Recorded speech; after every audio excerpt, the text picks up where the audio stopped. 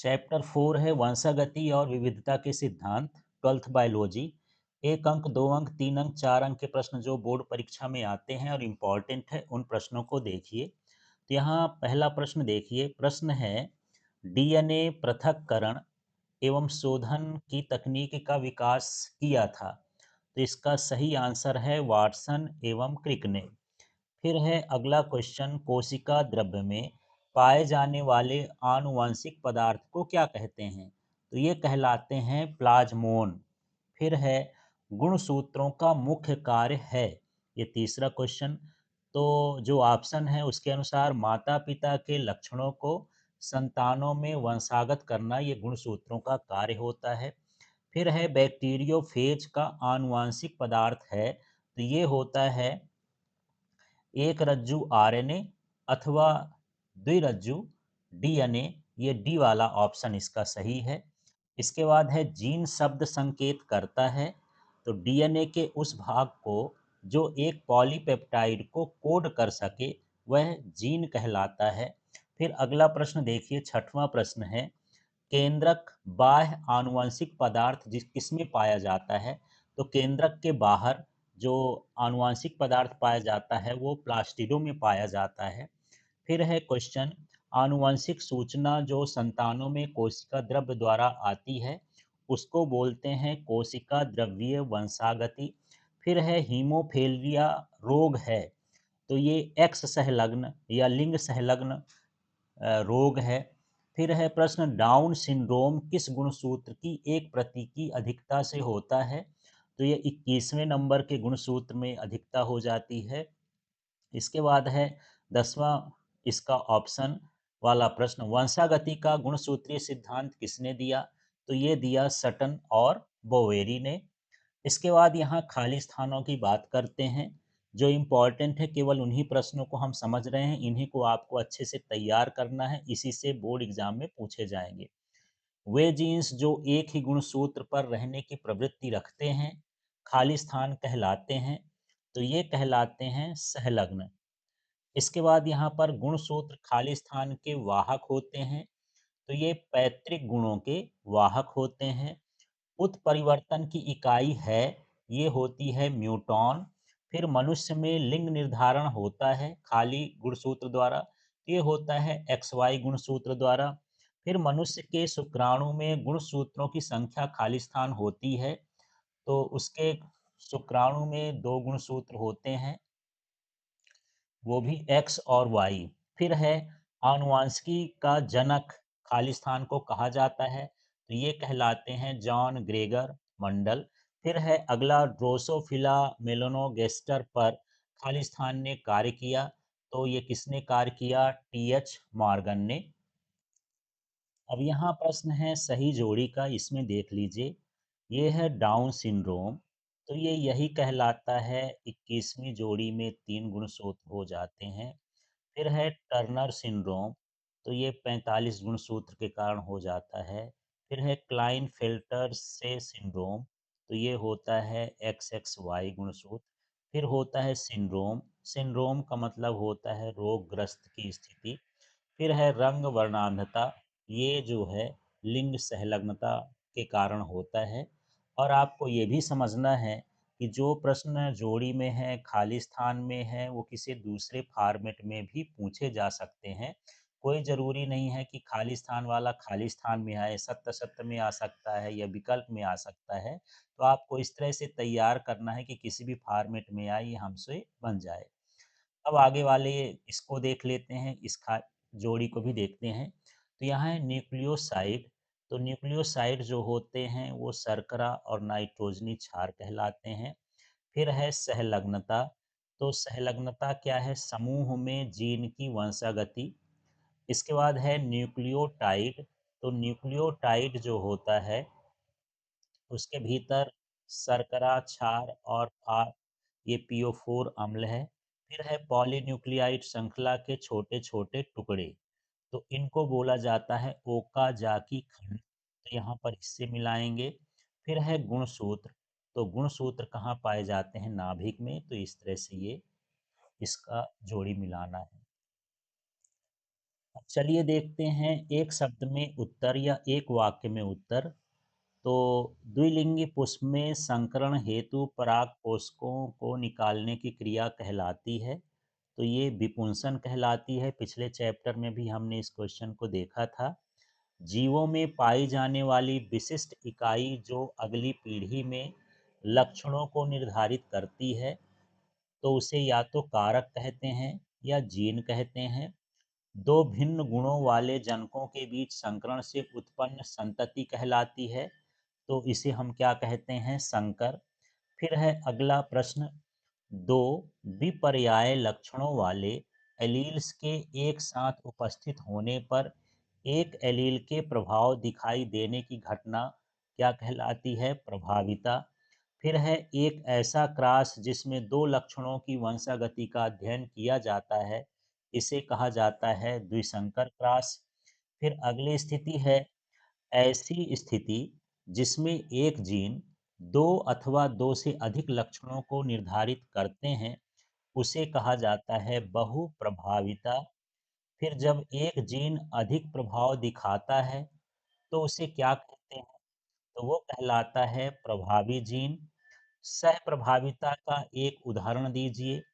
तो जिसमें ए, बी, ओ रुधिर वर्गों के जो जीन्स होते हैं, वह सह प्रभावी होते हैं। इसके बाद अगला प्रश्न है यहाँ पर, इसको बिंदु उत्परिवर्तन को हम अलग से पढ़ेंगे, तो इसको अभी छोड़ देता हूँ।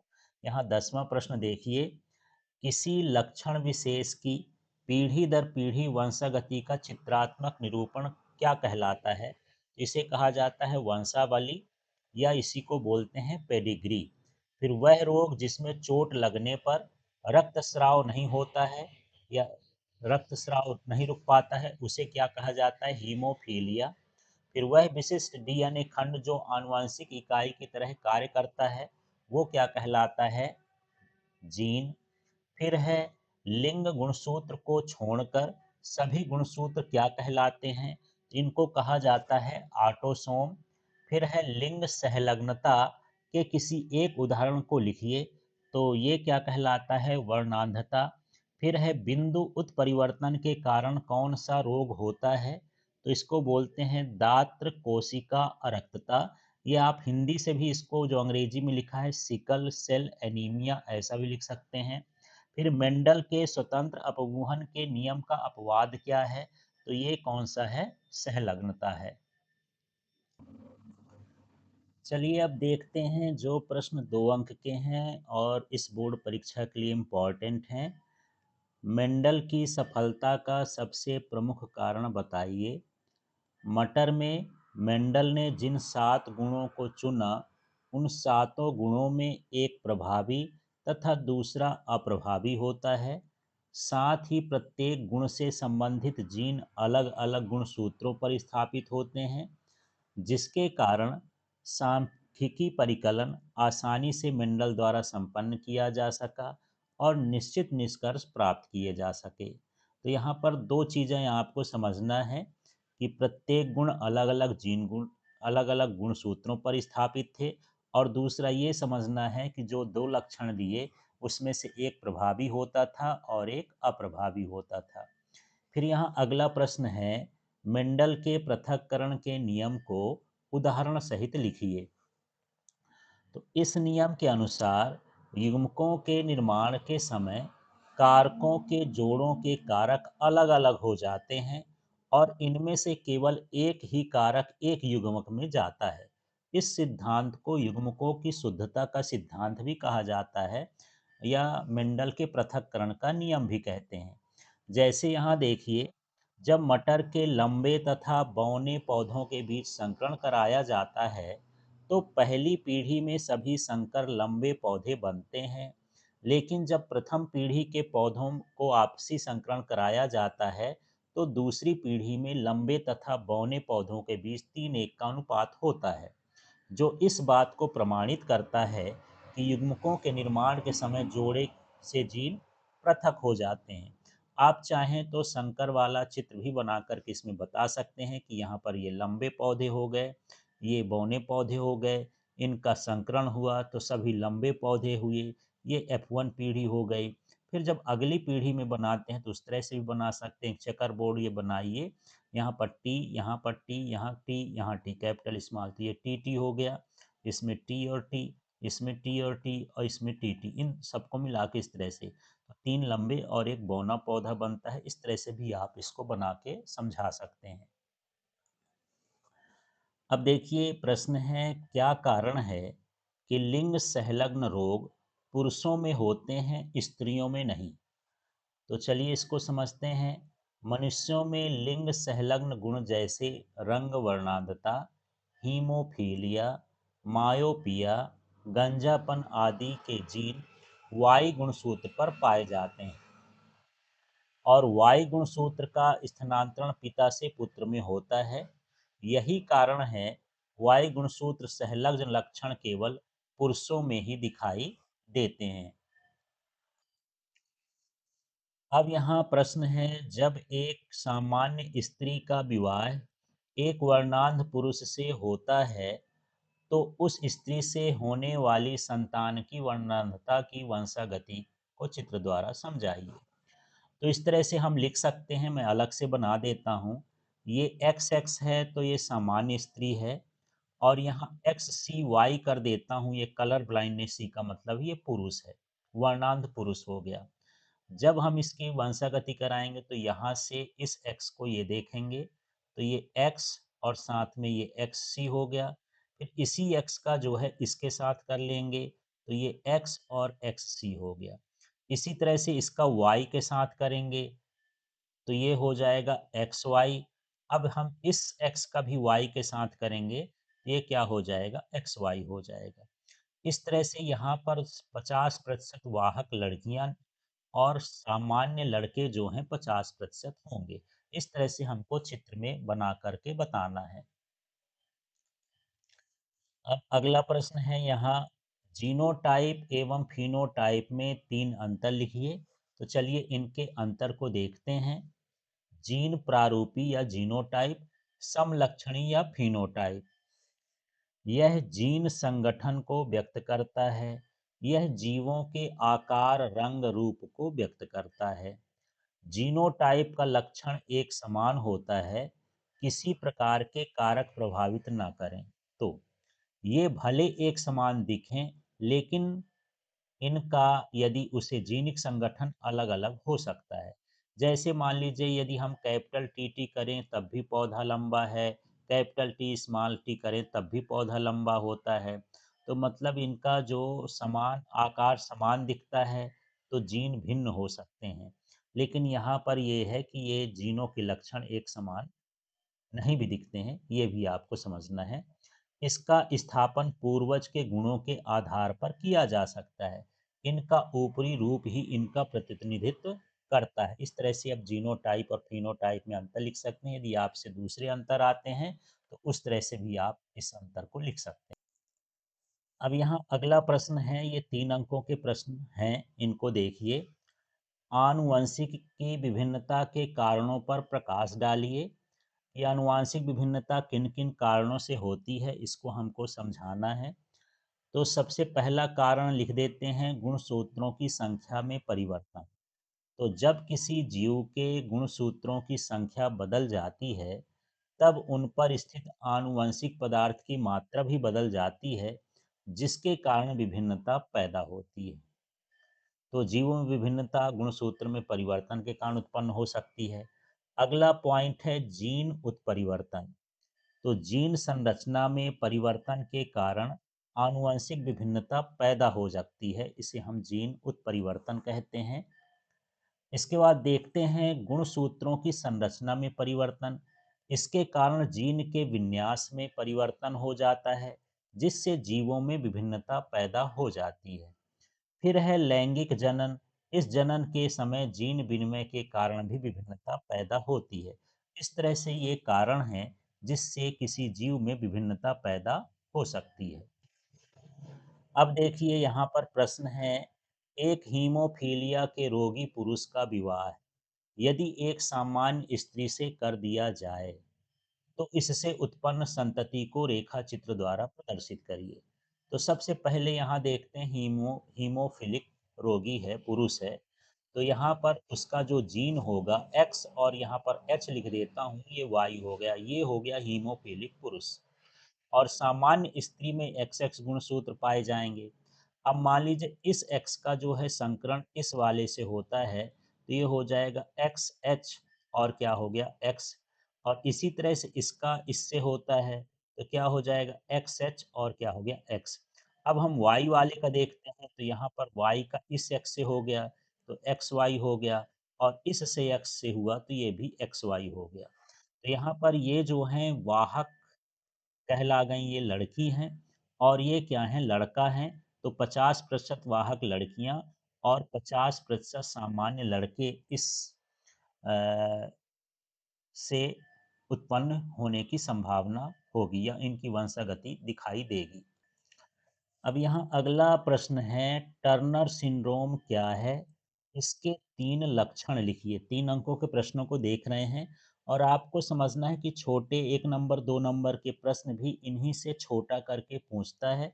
इसलिए प्रश्नों को अच्छे से समझना चाहिए ताकि आपको 1-1 अंक 2 अंक वाले प्रश्न भी बन जाए। तो यहाँ बात करते हैं टर्नर सिंड्रोम की। तो आनुवांशिक अनियमितता के कारण पैदा हुई एक विकृति है। इस संलक्षण से व्यक्ति के द्विगुणित कोशिका में 45 गुणसूत्र होते हैं, 44 धन एक्स। इस संलक्षण वाले व्यक्ति में निम्नलिखित लक्षण दिखाई देते हैं। इससे ग्रसित मादा में अंडाशय विकसित नहीं होता, अर्थात यह बंद होती है। इससे ग्रस्त मादा के स्तन कम विकसित होते हैं। इससे ग्रस्त मादा की गर्दन जाल युक्त तथा छाती चौड़ी हो जाती है। ये टर्नर सिंड्रोम के लक्षण होते हैं। अब चलिए यहाँ पर जो अगला प्रश्न है जिसकी 4 अंक से आने की संभावना होती है। प्रश्न है, मेंडल के स्वतंत्र अपव्यूहन के नियम की व्याख्या एक उदाहरण सहित कीजिए, अथवा द्विसंकरण का उदाहरण देकर युग्मकों की शुद्धता के नियम को समझाइए, अथवा ये हो सकता है कि मेंडल के द्विसंकर क्रॉस को समझाइए। तो चलिए यहाँ पर हम गोल और पीले बीज वाले लक्षण वाले हम कारक लेते हैं। तो गोल को ये कैपिटल आर और कैपिटल वाई मतलब वाई लिखे हैं, माने ये प्रभावी लक्षण है। और दूसरे जो मटर के बीज हैं वो झुर्रीदार हैं, हरे हैं, ये अप्रभावी लक्षण हैं। यदि इनका संकरण कराया जाता है तो पहले पीढ़ी में गोल तथा पीले बीज मिलते हैं, मतलब इसमें कैपिटल आर कैपिटल वाई मिलेगा। तो कैपिटल आर प्रभावी है तो गोल, और कैपिटल वाई भी प्रभावी है तो पीला। अब मान के चलिए हम दूसरी पीढ़ी की बात करते हैं, तो दूसरी पीढ़ी के लिए आप इस तरह का चेकर बोर्ड बना सकते हैं, जिसमें इस तरह के 4 खाने होंगे। एक हो गया, ये 2 हो गया, ये 3 हो गया, और ये हो गया 4। और इसी तरह से यहाँ भी 4 खाने हो जाएंगे, तो एक हो गया, ये 2 हो गया, थोड़ा सा इसको बढ़ा लेते हैं, ये हो गए 4। अब इसमें जो ये लिखा है तो इसी को एक में कैपिटल आर लिखना है, एक में स्मॉल आर लिखना है, कैपिटल वाई लिखना है, स्मॉल वाई। इसी तरह से यहाँ कैपिटल। तो चलिए इसका चेकर बोर्ड बनाते हैं। तो यहाँ पर 2 लक्षण है हमारे पास, तो इसका आर ले लेते हैं, इसका वाई ले लेते हैं, मतलब कैपिटल आर और कैपिटल वाई का कॉम्बिनेशन हो गया। फिर कैपिटल आर के साथ स्मॉल वाई ले लिए। इसी तरह से अब हम स्मॉल आर के साथ लेंगे तो स्मॉल आर कैपिटल वाई, और इसी तरह से यहाँ पर स्मॉल आर और स्मॉल वाई। यही चीज़ हम यहाँ पर लिखेंगे तो ये आर वाई हो गया। इसी तरह से ये क्या हो गया, कैपिटल आर स्मॉल वाई, फिर स्मॉल आर कैपिटल वाई, फिर स्मॉल आर और स्मॉल वाई। इस तरह से है। तो अब देखिए जब इसका चेकर बोर्ड बनाएंगे तो आपको इसको देखना है, इसको देखना है। तो एक कैपिटल आर आर हो गया, कैपिटल वाई वाई हो गया। इस तरह से जब इसमें आएंगे तो इन दोनों को देखिए, तो कैपिटल आर और कैपिटल आर, फिर वाई का देखेंगे तो कैपिटल वाई स्मॉल वाई। इसमें देख लेते हैं तो कैपिटल आर स्मॉल आर है, इसको तो सब में लिखना है, फिर कैपिटल वाई और कैपिटल वाई। फिर इसको देख करके इसमें देखते हैं तो कैपिटल आर और स्मॉल आर है, कैपिटल वाई और स्मॉल आई। अब इस लाइन में हम चलते हैं तो इसको ऊपर से देखेंगे तो ऊपर आर और वाई है, तो यहाँ कैपिटल आर है, फिर कैपिटल वाई और स्मॉल वाई है। इसके बाद यहाँ पर इसमें चलते हैं तो यहाँ भी कैपिटल आर है और ये स्मॉल वाई। इसके बाद इसमें जाएंगे तो कैपिटल आर स्मॉल आर और यहाँ पर कैपिटल वाई स्मॉल वाई। फिर इसमें देख लेते हैं तो कैपिटल आर स्मॉल आर, ये वाई और ये वाई हो गया। इसी तरह से अब इसमें आ जाएंगे तो ये कैपिटल आर हुआ, स्मॉल आर हुआ, कैपिटल वाई, कैपिटल वाई। अब इसमें हम देखेंगे इस वाले में तो ये हो गया capital R capital Y small Y. इसी तरह से इसमें देखेंगे तो स्मॉल आर कैपिटल वाई, और इसमें देखेंगे तो small R capital Y small Y. अब हम इस वाले आते हैं सबसे नीचे वाले में, तो यहाँ कैपिटल आर है, स्मॉल आर, और यहाँ कैपिटल वाई है, स्मॉल वाई। अच्छा, कैपिटल स्मॉल में हमको यही देखना है कि कैपिटल वाला स्मॉल से पहले लिखना है, आर में और वाई वाई में। यहाँ पर कैपिटल आर है, स्मॉल आर, और यहाँ पर स्मॉल वाई। इसी तरह से यहाँ देखेंगे तो capital small R capital Y small Y, और इसमें आ जाएंगे तो दोनों स्मॉल आर हो गए तो स्मॉल वाई हो गया। अब यहाँ पर हमको देखना है गोल और पीले, तो ये 9 बनते हैं, मतलब जिस जिसमें कैपिटल आर होगा और जिस जिसमें कैपिटल वाई होगा वो गोल और पीले वाले होंगे। तो इसमें जैसे ये है, ये है, ये है, इस तरह से हमको कितने मिलेंगे, ये 9 मिलेंगे। फिर गोल और हरे की बात करते हैं तो कैपिटल आर के साथ कैपिटल वाई रहेगा, स्मॉल वाई, कैपिटल कुछ न रहेगा वाई का, तो ये वाले कितने हैं, 3। फिर झुर्रीदार हैं तो स्मॉल आर रहेगा, कैपिटल वाई के साथ रहेगा। और यहाँ पर झुर्रीदार हरे हैं तो ये एक ही आपको दिख रहा है, स्मॉल आर और स्मॉल वाई वाले। तो इस तरह से हमको यहाँ पर गिनती कर लेना है, तो हमको 9 3 3 3 1 का अनुपात मिलता है। अब इसके साथ द्विसंकर क्रॉस तो है ही, जब ये आए तब भी करना है, लेकिन यदि यह आ जाता है कि इससे हमको स्वतंत्र अपव्यूहन का नियम भी बताना है तो इसके आगे ये शब्द भी लिखेंगे। उपर्युक्त परिणाम यह साबित करता है कि इस प्रयोग में गुणों के 2 नए युग्म गोल तथा हरे बीज और झुर्रीदार तथा पीले बीज बने। यह तभी संभव है जब जोड़े के गुण अर्थात कारक युग्मकों के निर्माण के समय पृथक हो और निषेचन के समय स्वतंत्र रूप से अपव्यूहन करें, अर्थात मेंडल का द्विसंकरण स्वतंत्र अपव्यूहन के नियम का पूर्णतः स्पष्टीकरण देता है। अब अगला प्रश्न है जो 3-4 नंबर में आ सकता है। ये प्रश्न है, आनुवंशिकता के गुणसूत्री सिद्धांत के प्रमुख बिंदुओं का वर्णन कीजिए, अथवा आनुवंशिकता का गुणसूत्रीय सिद्धांत किसे कहते हैं। तो सन 1920 में सटन एवं बावेरी ने, सन आपको याद हो तो ठीक है, नहीं भी लिखेंगे तो ज़रूरी नहीं है, ये नाम भर ध्यान रखना है। सटन एवं बावेरी ने एक आनुवांशिकता का गुणसूत्रीय सिद्धांत दिया जो निम्नलिखित है। तो यहाँ पर पहला बिंदु देखते हैं, इसमें द्विगुणित कोशिकाओं में गुणसूत्र एवं कारक जीन जोड़ों में पाए जाते हैं। युग्मकों के निर्माण के समय गुणसूत्र एवं आनुवांशिक कारक दोनों अलग अलग हो जाते हैं। सभी युग्मकों में समजात गुणसूत्रों में से एक गुणसूत्र तथा कारकों जोड़े में से केवल एक कारक ही आता है। निषेचन के बाद समजात गुणसूत्र तथा कारक पुनः जोड़े बना लेते हैं, जिसमें से जोड़े का एक गुणसूत्र तथा कारक माता के अंडाणुओं द्वारा तथा दूसरा पिता के शुक्राणुओं द्वारा प्राप्त होता है, जिससे युग्मनज द्विगुणित हो जाता है। इस तरह से यहाँ पर इसके मुख्य बिंदु हैं।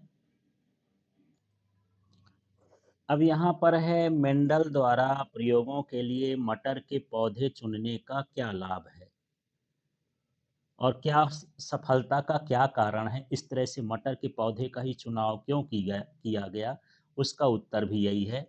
मटर का जीवन चक्र छोटा होता है, जिससे प्रयोग करने में कम समय लगता है। दूसरा देखिए, इसमें पर परागण द्वारा सरलता पूर्वक संकरण कराया जा सकता है। तीसरा देखिए, मटर में काफ़ी स्पष्ट विपर्यायी या विपरीत लक्षण होते हैं।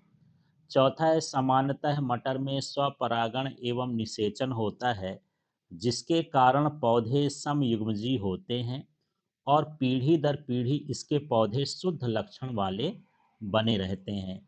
इसका पौधा द्विलिंगी होता है और स्वपरागण द्वारा गुणों की शुद्धता को बनाए रखता है, लेकिन यदि इसके पुष्प के पुमंगों को हटा दिया जाए तो यह एक लिंगी के समान भी व्यवहार करने लगता है।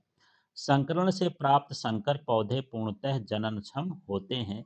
इस तरह से ये मटर के पौधे के चुनाव करने का मुख्य कारण है। अब देखिए यहाँ पर अगला प्रश्न है, एक संकर क्रॉस का प्रयोग करते हुए प्रभाविता के नियम की व्याख्या करिए।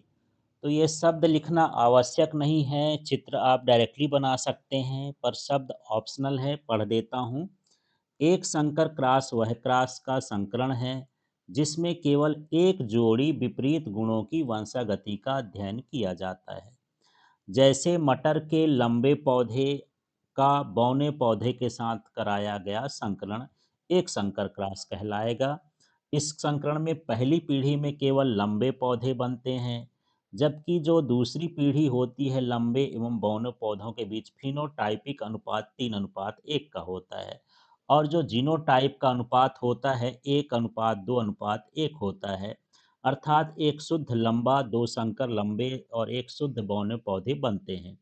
अब यहाँ पर ये शब्द ऑप्शनल है, इसमें सब चित्र में लिखा हुआ है। ऐसे भी बता सकते हैं कि ये हमारे पास लंबा पौधा है और ये प्रभावी गुण कहलाया, कैपिटल टी टी से दर्शाते हैं।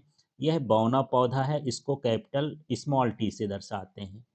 अब यहाँ पर इनका स्वपरागण हो गया, ये परागण हो गया, तो यहाँ पर संकर लंबे पौधे बने कैपिटल टी स्मॉल टी वाले। तो इससे ये पता चलता है कि सभी पौधे लंबे हैं। इसका मतलब यहाँ पर जो लंबा होना है वो प्रभाविता को दर्शाता है। दोनों लक्षणों में लंबा होना प्रभाविता का गुण होता है। अब यदि इसके बीच में स्वपरागण कराया जाए दूसरी पीढ़ी के लिए, तो आप इस तरह का इसका एक चेकर बोर्ड भी बना सकते हैं इस तरह से। और इसमें जो हमारे पास कैपिटल टी स्मॉल टी है, इनके बीच हम संकरण कराते हैं, तो कैपिटल टी हो स्मॉल टी हो गया, कैपिटल टी और स्मॉल टी हो गया। तब हम देखते हैं कि ये टी टी बनेगा, ये दोनों में टी टी है, इसके साथ कैपिटल टी स्मॉल टी बनेगा, और इसके साथ कैपिटल टी और स्मॉल टी बनेगा, और यहाँ पर स्मॉल टी और स्मॉल टी बनेगा। तो यहाँ देख रहे होंगे कि इसमें भी कैपिटल टी है, इसमें भी कैपिटल टी है, इसमें भी कैपिटल टी है। मतलब ये प्रभावी लक्षण है, तो तीन जो है लंबे पौधे बनते हैं, एक बौना पौधा बनता है। तो ये फिनोटाइपिक अनुपात कहला गया। लेकिन जीनोटाइप में देखेंगे तो ये शुद्ध लंबा पौधा है, ये भी शुद्ध बौना पौधा है, और ये संकर लंबे पौधे हैं दो ठो। इसका मतलब जो जीनोटाइप अनुपात होता है 1:2:1 होता है, तो ये शुद्ध लंबा पौधा, शुद्ध बौना पौधा, और ये संकर लंबा पौधा। इस तरह से यहाँ पर हम इस अनुपात को बताएंगे। चलिए अगला प्रश्न देखते हैं। प्रश्न है, मनुष्य में लिंग निर्धारण कैसे होता है? तो मनुष्य की प्रत्येक कोशिका में 23 जोड़े गुणसूत्र पाए जाते हैं। इनमें 22 जोड़े एक समान होते हैं जिन्हें ऑटोसोम्स कहते हैं। 23वां जोड़ा लिंग गुणसूत्र कहलाता है। नर के 23वें जोड़े के गुणसूत्रों में से एक बड़ा और एक छोटा होता है। इन्हें एक्स वाई से दर्शाते हैं। मादा के 23वें जोड़े के गुणसूत्र एक समान होते हैं। इन्हें एक्स एक्स से दर्शाते हैं। निषेचन के समय जब किसी अंडाणु से एक्स गुणसूत्र वाला शुक्राणु मिलता है, तब पैदा होने वाली संतान में एक्स एक्स लिंग गुणसूत्र होते हैं, अर्थात यह संतान मादा होती है। लेकिन जब किसी अंडाणु में वाई गुणसूत्र वाला शुक्राणु मिलता है, तब पैदा होने वाली संतान में एक्स वाई लिंग गुणसूत्र होता है, अर्थात यह संतान नर होती है। इस प्रकार नर के गुणसूत्र मनुष्य की संतान के लिंग निर्धारण का कार्य करते हैं। अब यहाँ पर मैं अलग से बना देता हूँ। आपको ये वाला चित्र ये क्रॉस न बना के आप सीधे बनाइए। यहाँ पर एक्स एक्स हो गया, ये हो गया मादा के लिए, है ना, स्त्री के लिए हो गया, और ये एक्स वाई हो गया पुरुष के लिए। मान लीजिए इस एक्स के साथ इस एक्स का संकलन होता है तो ये एक्स एक्स बनेगा, और इस एक्स के साथ इस वाई का संकलन होता है तो ये एक्स वाई बनेगा। इसी तरह से यहाँ से देख लेते हैं, इस एक्स का यदि इस एक्स के साथ होता है तो ये एक्स और वाई बन जाएगा, और इस एक्स के साथ होता है तो इसका क्या हो जाएगा, ये सॉरी एक्स और एक्स और इसका एक्स वाई हो गया। इस तरह से देख रहे हैं कि ये 50% मादा और 50% नर होने की संभावना होती है, लेकिन लिंग का निर्धारण जो है पुरुष के लिंग गुणसूत्र से होता है। अब यहाँ पर अगला प्रश्न है जो छोटे में आएगा तो एक एक भाग में दो दो नंबर का आ जाएगा, ये 4 नंबर में है। जो दो भागों को हमको समझाना है कि अपूर्ण प्रभाविता क्या होती है और सह प्रभाविता क्या होती है। चलिए दोनों को समझते हैं। सबसे पहले अपूर्ण प्रभाविता इनकम्प्लीट डोमिनेंस क्या है।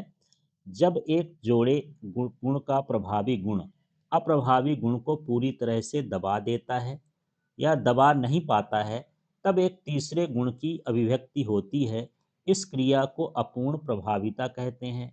जैसे जब मिराबिलिस जलापा के लाल और सफ़ेद पुष्प वाले पौधों में संकरण कराया जाता है, तो पहली पीढ़ी में लाल पुष्प के गुण पूर्ण प्रभावी न होने के कारण गुलाबी पुष्प वाले पौधे बनाते हैं। तो यहाँ पर देखिए अपूर्ण प्रभाविता का क्या है।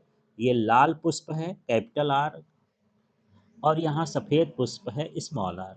यहाँ पर हम मान रहे हैं कि लाल पुष्प जो है प्रभावी है और सफ़ेद पुष्प जो है अप्रभावी है। जब हम पहली पीढ़ी करते हैं तो यहाँ पूरी तरह से हमको लाल पुष्प नहीं मिलते, आर और आर। मतलब ये है कि ये जो आर वाला प्रभावी था ये पूरी तरह से प्रभावी गुण नहीं दर्शा रहा है, उसमें कम प्रभावी हुआ है। तो इसको हम बोलेंगे अपूर्ण प्रभाविता। यदि पूरी तरह से प्रभावित होता तो लाल पुष्प मिलते, लेकिन ये सफ़ेद पुष्प के या सफ़ेद गुण को पूरी तरह से दबा नहीं पाए। तो इस तरह के जो प्रभाविता होती है उसको हम अपूर्ण प्रभाविता कहते हैं कि जब कोई प्रभावी लक्षण दूसरे अप्रभावी लक्षण को पूरी तरह से नहीं दबा पाता है या पूरी तरह से व्यक्त नहीं कर पाता है, तब हम इसे अपूर्ण प्रभाविता कहते हैं। यदि इसकी हम दूसरी पीढ़ी करा दें, आप इस तरह का बॉक्स बना लीजिएगा। ये कैपिटल आर है स्मॉल आर है, ये कैपिटल आर है स्मॉल आर है। तो यहाँ पर क्या होगा, ये कैपिटल आर माने लाल पुष्प हो गया, स्मॉल आर माने गुलाबी पुष्प हो गया। फिर ये कैपिटल आर स्मॉल आर, ये भी गुलाबी पुष्प हो गया। और यहाँ पर ये हो गया स्मॉल आर। यदि यहाँ पर मैं इनका फिनोटाइप बताऊं तो इनका फिनोटाइप कैसा बनेगा भाई। ये फिनोटाइप बनेगा लाल, फिर क्या गुलाबी, और फिर क्या बनेगा सफ़ेद। तो लाल कितने होंगे, एक रहेगा ये वाला भाग। गुलाबी ये दोनों का मिक्स वाला ये गुलाबी कितने हो गए, दो।